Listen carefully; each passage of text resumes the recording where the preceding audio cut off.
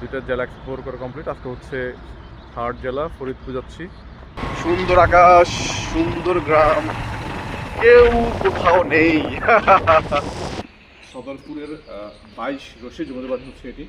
অনেকগুলো স্থাপনা নিয়ে অনেক সুন্দর, ভালো লাগছে। মথুরামপুর দেওল, এই যে মথুরামপুর দেওল অনেক বিখ্যাত একটি জায়গা।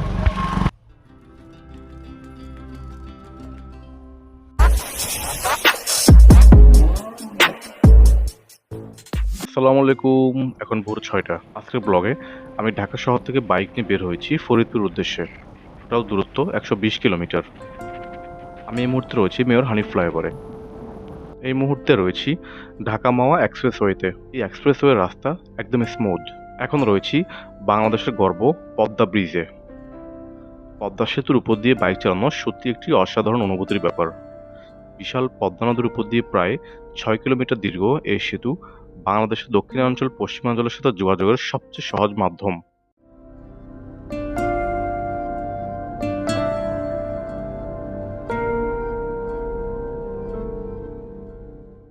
রয়েছি ফরিদপুর ট্যুরের শুরুর অংশে, অর্থাৎ ভাঙ্গা, সেই বিখ্যাত ভাঙ্গা মোড়। এ হচ্ছে লেখা আছে ভাঙ্গা ইন্টারচেঞ্জ আন্ডারপাস। এদিকে হচ্ছে ফরিদপুর যায়। তো আমরা রওনা দিয়েছি, এখন সকাল হচ্ছে 8:30 বাজে নাই, একটু কম, 8:15। রমজানের দিন শীতের সুন্দর সকালে রওনা দিয়েছি ফরিদপুর উদ্দেশ্যে ঢাকা থেকে। আমরা সেহেরি করে তারপরে ফজর নামাজটা পড়ে রওনা দিয়েছিলাম। এর আগে আমরা হচ্ছে নেত্রকোনা গিয়েছি হচ্ছে মুন্সিগঞ্জ, না মুন্সিগঞ্জ। দুইটা জেলা এক্সপ্লোর করা কমপ্লিট। আজকে হচ্ছে থার্ড জেলা ফরিদপুর যাচ্ছি। তো আই হোপ কাছের জেলাগুলো সব দ্রুত শেষ করে ফেলবো, তারপর লং ট্যুর হবে ইনশাল্লাহ। পথে যেতে যেতে কত কিছুরই তো দেখা মেলে। তেমন একটি সুন্দর হাটের দেখা পেলাম এখানে, গ্রাম্য হাট, সকালের সোনালী রোদের হাট।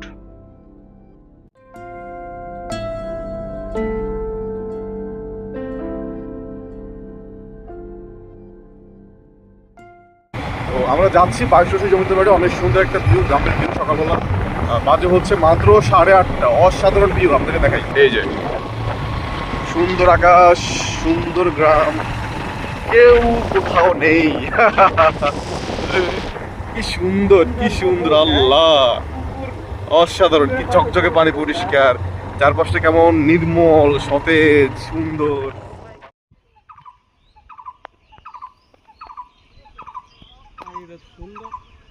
সরিষা ক্ষেত, হ্যাঁ, এখানে একটা ঘর হচ্ছে অনেক সুন্দর, টিনের ঘর। আমার ফেভারিট ঘর, টিনের ঘর, অনেক সুন্দর। রাস্তাটা অনেক সুন্দর, অনেক সুন্দর একটা জমিতে বাড়ি রয়েছে এখন ফরিদপুরে ভাঙ্গার সদরপুরের 22 রশি জমিতে বাড়ি হচ্ছে এটি। অনেকগুলো স্থাপনা নিয়ে অনেক সুন্দর, ভালো লাগছে।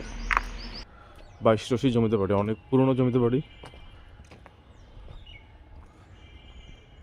অনেক সুন্দর, চারপাশে প্রচুর গাছপালায় ভরা।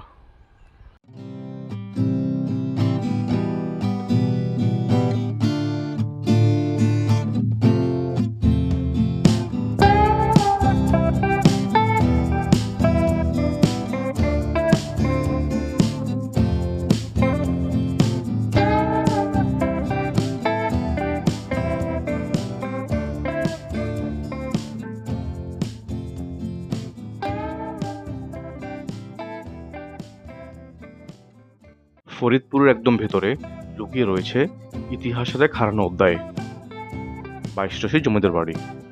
কয়েক শত বছর আগে এখান থেকে শাসন করা হতো পুরো 22টি পরগনা। ভাবতে পারেন এই জায়গাটা একসময় ছিল ক্ষমতা আর ঐশ্বর্যের কেন্দ্র। এই বাড়ির প্রতিটা ইট, প্রতিটা দেয়াল লুকিয়ে রেখেছে অসংখ্য গল্প, যা কেউ পুরোপুরি জানে না।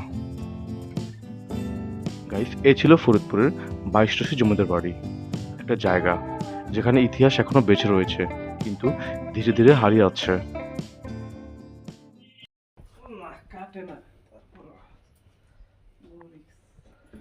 আমরা অনেকগুলো রাজবাড়ি ভ্রমণ করছি, কিন্তু কখনো উঠতে পারি নাই তো দোতলায়। আজকে উঠলাম এখানে, মাশাআল্লাহ। আসো। এই উপরেও সিঁড়ি আছে 3 তলা, কিন্তু ভাঙ্গা। ও মাই গড।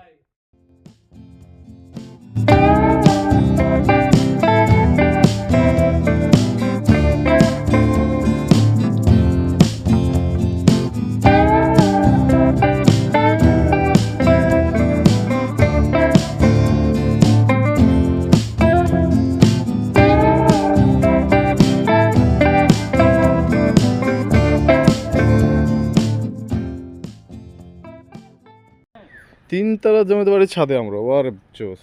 এই প্রথম এই হচ্ছে নিচে। অসাধারণ।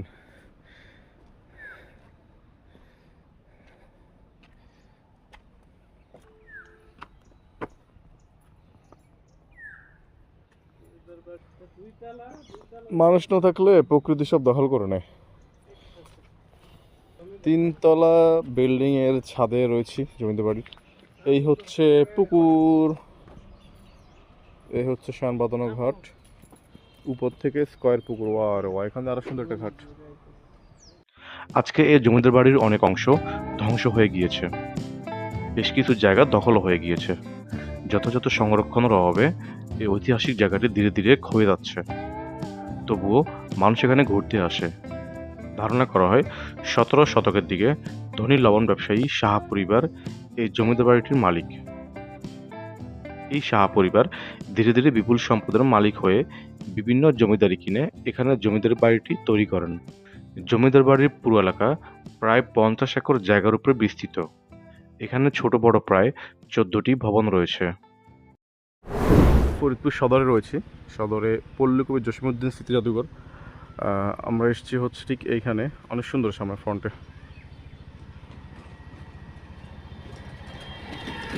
এখানে সুন্দর নদী আছে খোলামেলা।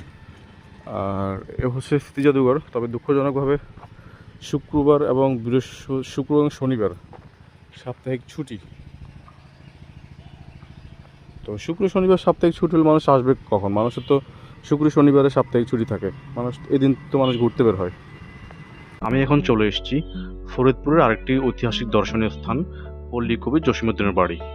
পল্লী কবি জসীমউদ্দিন 1903 সালে ফরিদপুরের এই বাড়িতে জন্মগ্রহণ করেন এবং তার জীবনের বেশিরভাগ সময় তিনি এই বাড়িতেই কাটান।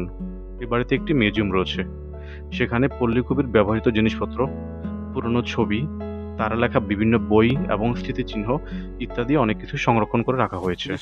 32 কিলো জার্নি করছি, অলমোস্ট 1 ঘন্টার উপরে জার্নি করে আমরা এখানে এসে যখন শুনতে পাই এটা বন্ধ, এখন চলে আসছে এখান থেকে। জসীমউদ্দিন স্মৃতি জাদুঘরের রাস্তা থেকে এই পাশে এই জসীমউদ্দিন মঞ্চ, এখানে প্রোগ্রাম হয় আর কি। নদী খোলামেলা, নদীটা ছোট নদী, সম্ভবত বর্ষাকালে পানি থাকে, এখন পানি নেই, একবারে শুকিয়ে গেছে। খারাপ না, মোটামুটি শহরের ব্যস্ততার আড়ালে এখানে একটু সময় কাটানোর জায়গা আছে।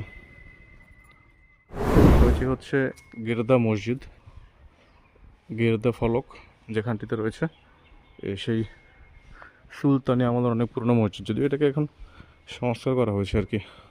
এখানে রয়েছে হচ্ছে হযরত শাহ আলী বাগদাদি রহমতুল্লাহ কর্তৃক আনিত রসুল করিম হযরত মুহাম্মদ আসলাম, হযরত আলী রাদিয়াল্লাহু আনহু, হযরত ইমাম হাসান, হযরত ইমাম হুসাইন রাদিয়াল্লাহু তাআলা আনহু, হযরত শেখ আব্দুল কাদের জিলানী রাদিয়াল্লাহু এবং অন্যান্য পুণ্যার্থীদের পবিত্র নিদর্শন সংরক্ষণের উদ্দেশ্যে গেরদা নির্মিত মসজিদে ভিত্তি স্থাপন করেন। আচ্ছা, ফরিদপুর সদর থেকে প্রায় 7 কিলোমিটার দূরে গিরদা গ্রামে এই প্রাচীন মসজিদটি রয়েছে। পুরনো সেই পাথরের থামগুলো কয়েকশো বছর পুরনো, আর এমনিও কোনো কিছুই মুহূর্তে নাই, সব নতুন করে করা একবারে।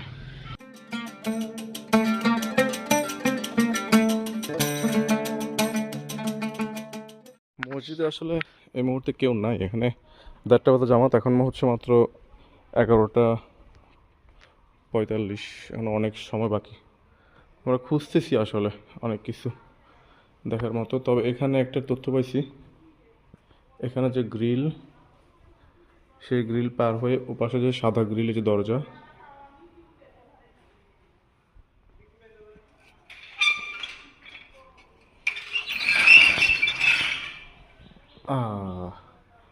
মাশাআল্লাহ, পলকটা পাওয়া গেছে।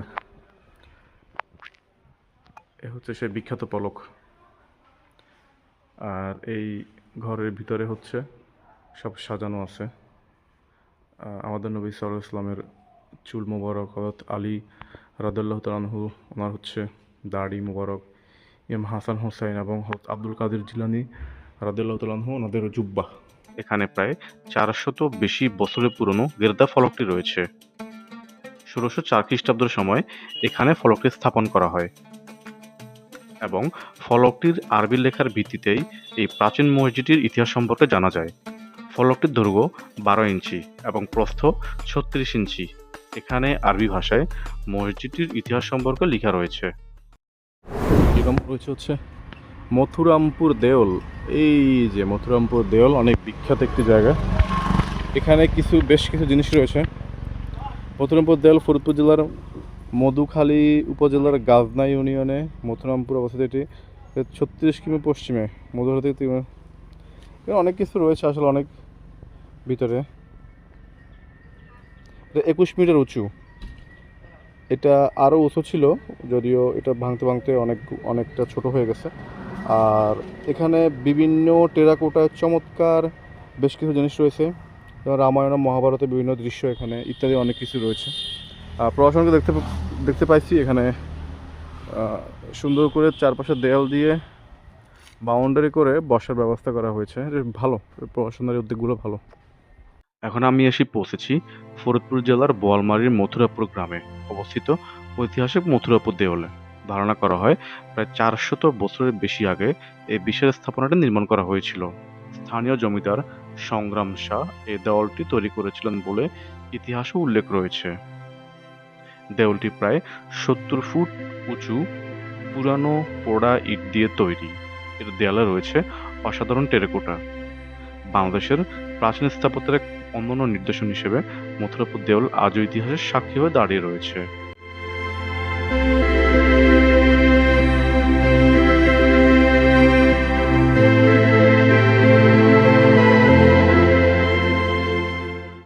এই অংশে খোলা, ঠান্ডা। ও মাই গড, ভিতরে কি অবস্থা!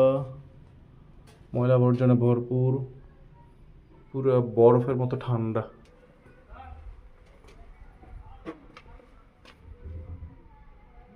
না, এখানে সিঁড়ি নেই।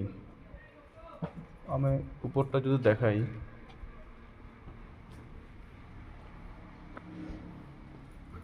উপরটা অন্ধকার, অতটুকু দেখা যাবে না কারণ অন্ধকার। এটা অনেক উঁচু, অতটুকু দেখানোর আসলে সুযোগ নেই। আর আমাদের ইচ্ছা রয়েছে বাংলাদেশের 64 জেলার সবগুলো সুন্দর দর্শনীয় স্থান তুলে ধরা। যদিও ইউটিউবে বিভিন্ন সময় অনেক দর্শনীয় স্থানের ভিডিও রয়েছে, তবে ব্যক্তিগতভাবে আমি চাই আমার মতো করে 64 জেলার ভিডিও সুন্দর করে পাবলিশ করার জন্য। সবাই দোয়া করবেন। আল্লাহ হাফেজ।